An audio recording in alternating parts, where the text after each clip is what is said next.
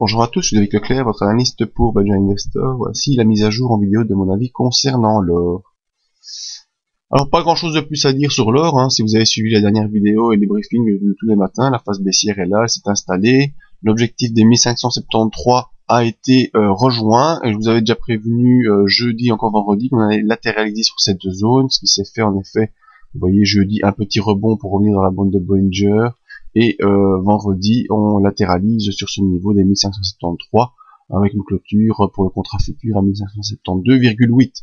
Donc voilà, c'est plutôt une phase de réaction après cette grosse accélération baissière qui ne semble malheureusement pas être terminée. La bande de Bollinger supérieure étant toujours en phase d'ouverture pour laisser de l'espace à la volatilité qui est croissante.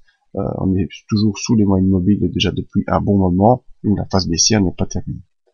Voyons nos indicateurs qui, sans surprise, sont tous baissiers. MACD sous le signal avec un signal baissier également, en accélération constante. Le stochastique est installé dans sa zone ici de survente, de zone d'impulsion baissière maximum.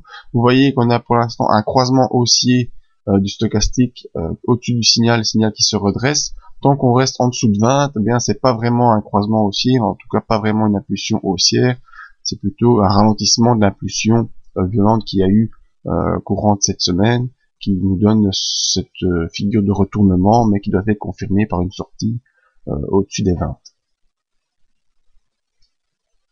Sans surprise, le RSI est bel et bien enfoncé dans la zone d'accélération baissière entre 40 et 20, donc preuve de la puissance de cette accélération. Et les volumes, eh bien sans surprise également, les volumes vendeurs se sont accélérés depuis début du mois de février, avec un pic au 20 février, avant le rebond de fin de semaine. Vraiment, les opérateurs se débarrassent des contrats futurs sur l'or pour pouvoir réinvestir autre part. Donc voilà, mon avis pour la semaine prochaine.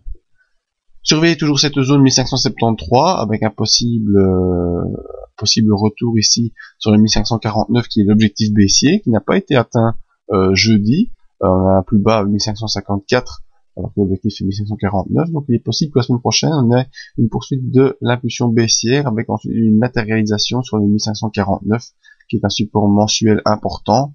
En tout cas, à voir les indicateurs et la configuration graphique actuelle, je ne serais pas étonné de reprendre une vidéo la semaine prochaine où je parlerai d'un niveau des 1549 comme support. Pour la semaine prochaine, toujours baissier sur le contrat de l'or.